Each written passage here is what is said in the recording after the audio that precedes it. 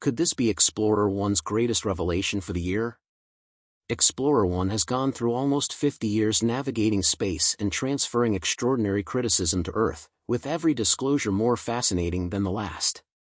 Anyway, a new disclosure has caused a significant split between researchers as they look at the information. Now, the long-anticipated mental breakthrough has shown up, as eminent astrophysicist Neil deGrasse Tyson discloses the stunning discoveries in space.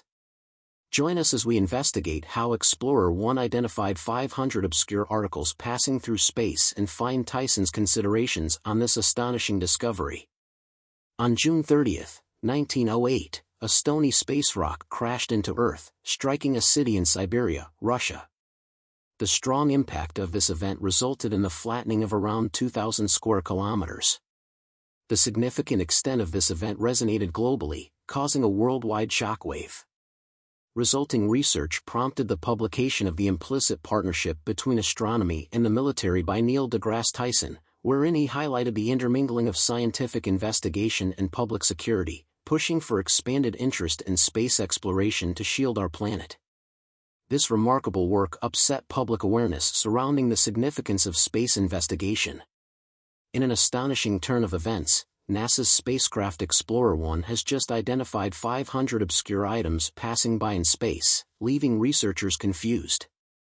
Neil deGrasse Tyson, the world-famous astrophysicist, has indeed emerged to provide truly necessary clarity. However, as researchers dove into the mystery of these 500 unidentified items, they accidentally found a shocking disclosure about Explorer 1 itself. But before we investigate that disclosure, let's first acclimate ourselves with the striking Explorer 1 spacecraft. Explorer 1, the heroic space pilgrim, has currently traveled an astonishing 14.5 billion miles from Earth. The speed at which the spacecraft moves through space is truly remarkable, covering a distance roughly 3.6 times that between the Earth and the Sun each year. However, there's another side to this interstellar test than just its speed, longevity, and distance from Earth. Explorer 1 has sent a number of groundbreaking disclosures to us, like the recent identification of 500 obscure articles in the vastness of space. These are bizarre celestial objects that we've never seen or identified before.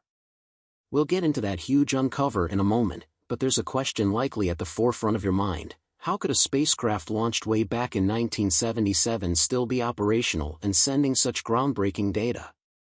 Well, the answer lies in the mind-blowing engineering and foresight that went into Explorer 1's design. One key aspect of power management involves shutting down non-essential systems. Engineers meticulously assess which parts or subsystems are not critical for the primary mission goals. For instance, radiators associated with certain scientific instruments have been deactivated. These heaters were originally intended to maintain the instruments at specific temperatures for optimal performance. By switching them off, power consumption is significantly reduced, thereby increasing the spacecraft's overall lifespan. This decision to deactivate unnecessary systems isn't taken lightly. It requires a careful assessment of the trade-offs between power preservation and the mission's scientific goals. Engineers collaborate closely with researchers to ensure that deactivating specific systems does not compromise the quality and availability of scientific data. The objective is to strike a balance that maximizes power efficiency while maintaining essential functionality. But that's not all. Explorer 1's power management procedures also adapt to the changing conditions of its environment.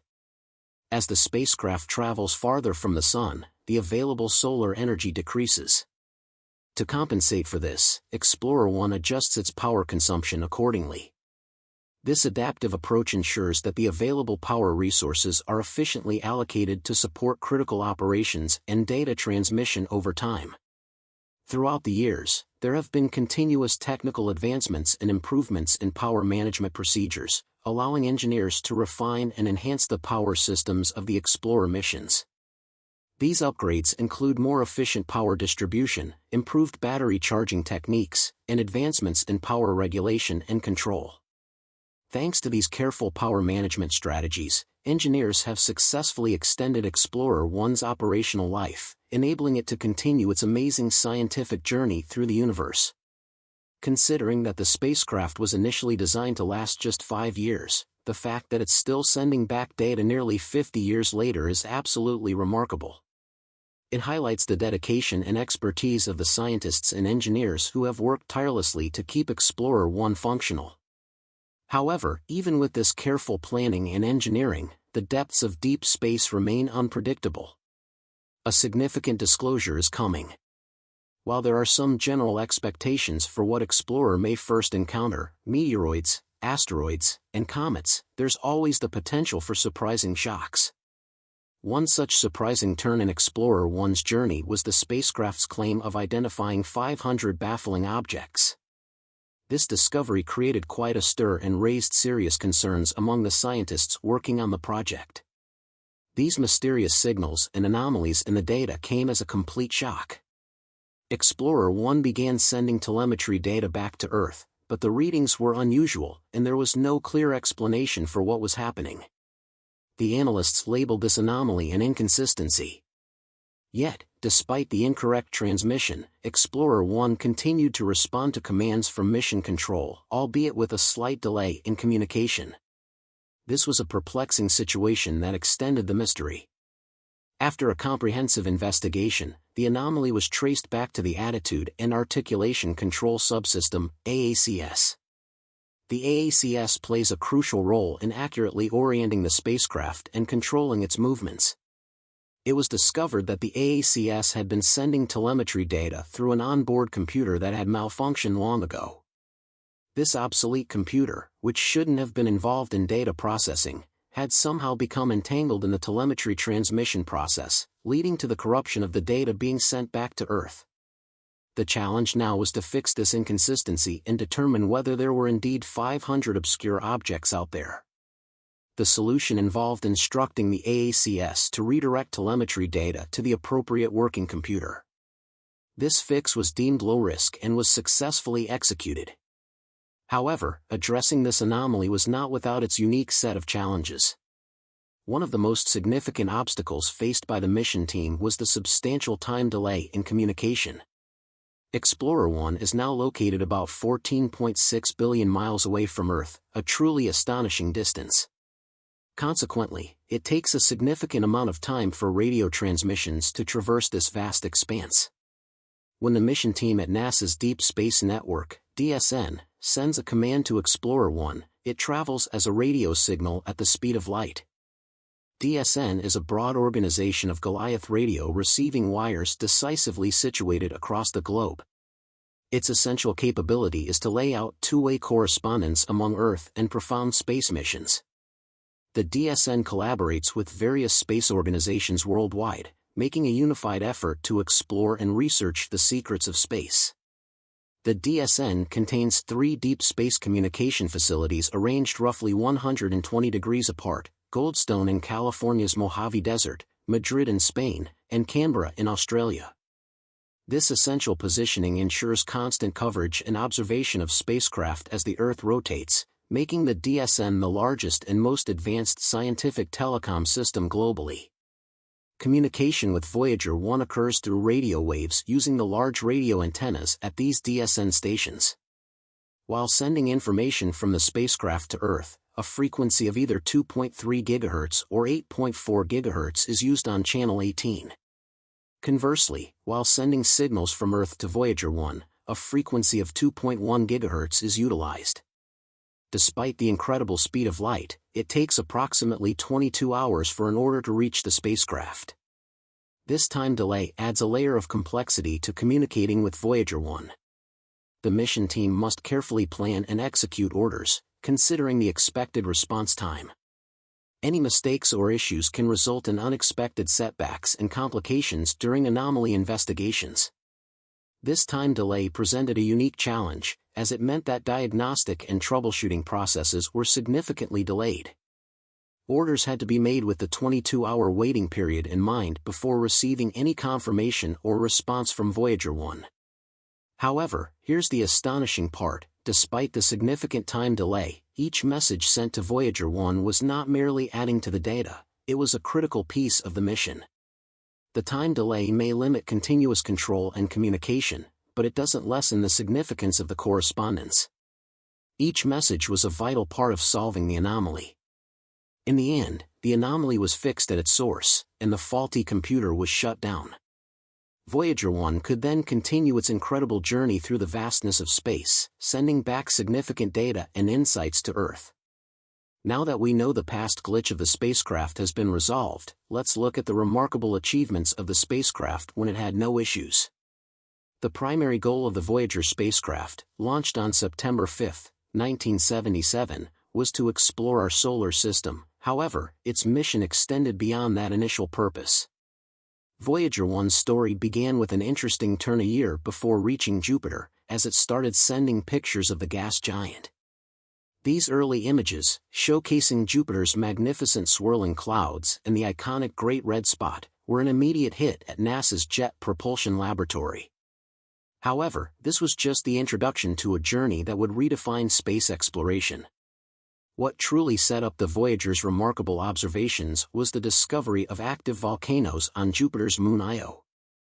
This extraordinary moon, slightly larger than Earth's moon, held a shocking secret: it was the most volcanically active body in our entire solar system. Voyager 1's instruments detected remarkable signs from Io, and the stunning images it captured revealed a world of towering volcanic plumes and a surface scarred by the eruption of volcanic material. Among these, one of Io's most prominent volcanoes has erupted as high as 300 miles, covering an area almost the size of France. The secrets of our neighboring planetary system were unfolding before our eyes.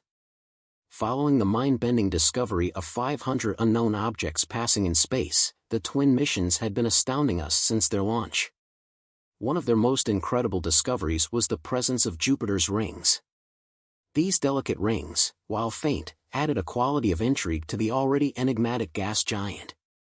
Voyager 1 and its twin probe added another layer to the mystery by revealing that Europa, one of Jupiter's 53 named moons, was encased in an ice shell over 60 miles thick. This challenged our previous assumptions about the nature of distant celestial bodies and sparked a new wave of interest in the potential habitability of icy moons. But there's more happening. As the Voyagers bid farewell to Jupiter, they received a significant goodbye gift: a gravitational assist. This gravitational boost, like a massive slingshot, propelled them toward Saturn. Without it, they would have been trapped in the Sun's gravitational hold, unable to venture further into space. Voyager 1's path took it near Saturn's fascinating moon Titan, shrouded in an orange hazy atmosphere. Titan's mysteries ignited researchers' curiosity, prompting in-depth investigations of its complex chemistry. Voyager 1 then made a course toward the north, leaving the plane of the planets and beginning a journey beyond the solar system. Amid all these discoveries and wonders, one person played a crucial role in extending the missions beyond their initial objectives: the renowned cosmologist Carl Sagan. As a member of the Voyager mission's imaging team, Sagan passionately advocated for one last series of images before shutting down the spacecraft's cameras. He believed these images would serve as a keepsake for humanity, offering a final view of our home planet from the depths of space. Sagan's perseverance paid off. On Valentine's Day in 1990, Voyager 1 turned its camera back toward the inner solar system. The result was a series of 60 images, one of which became iconic: the pale blue dot, taken from a distance of 3.8 billion miles. It remains the farthest picture of our planet ever recorded. Earth appears as a tiny pale blue speck, barely discernible amidst the vast cosmic backdrop. Lifespan: even following 40 years, the daring pilgrim keeps on sending priceless information from the farthest corners of our grandiose neighborhood. Anyway, what's genuinely astonishing is their dependence on antiquated innovation: 8-track tapes. Yes, you heard it right. These astounding tests actually use 8-track tapes. It remains as a demonstration of the splendor of the mission's modelers that these hardy tapes have endured over the extreme long haul. You may ask why 8-track tapes were picked at the hour of their send-off. Advanced capacity, as far as we might be concerned today, was in its earliest stages. They required a solid and sturdy data storage framework, and 8-track tapes fit the prerequisites impeccably. What's more extraordinary is that the information stored on these tapes isn't your run-of-the-factory content. it's scientific information of incomprehensible significance about the outer planets, moons, and interstellar space. These tapes hold the key to seeing a portion of the most significant secrets of the universe. Why is Neil deGrasse Tyson so amped up for this new discovery, and what does it have to do with outsiders? Good, let's discuss Neil deGrasse Tyson, the well-known astrophysicist, productive creator, and the enchanting host of Star Talk on National Geographic. He is essentially the person who makes astronomy cool. The web's most loved astrophysicist was born on October 5, 1958, in New York City. Tyson's academic process led him to Harvard College, where he studied physics. He later acquired his doctorate in astronomy from Columbia College, cementing his expertise in the field. His research has delved into themes such as star formation, celestial evolution, and the structure of our Milky Way galaxy.